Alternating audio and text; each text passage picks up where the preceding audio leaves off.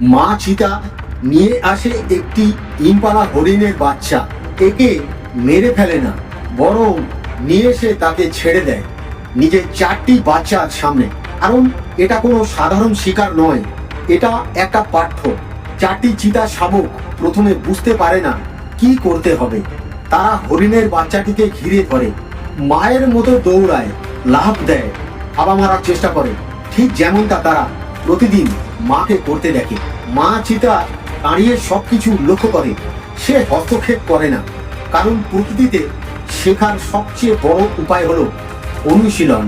চিতার বাচ্চারা জন্ম থেকেই শিকারী নয়, তাদের দৌড়, টাইমিং সবকিছু শিখতে হয় ধাপে ধাপে। মা চিতা জানে আজ যদি সে শেখাতে না পারে, আগামীকাল এই বাচ্চারাই বনের কঠিন বাস্তবতায় টিকে থাকতে পারবে না। এই জন্যই জীবিত শিকার এনে দেয়, যাতে বাচ্চারা ভয় পায়, ভুল করে, আবার চেষ্টা করে, আর ধীরে ধীরে পরিণত হয়। এটা নিষ্ঠুরতা নয়, এটাই প্রকৃতির নিয়ম। এভাবেই মা চিতা তার বাচ্চাদের ভবিষ্যৎ গড়ে তোলে।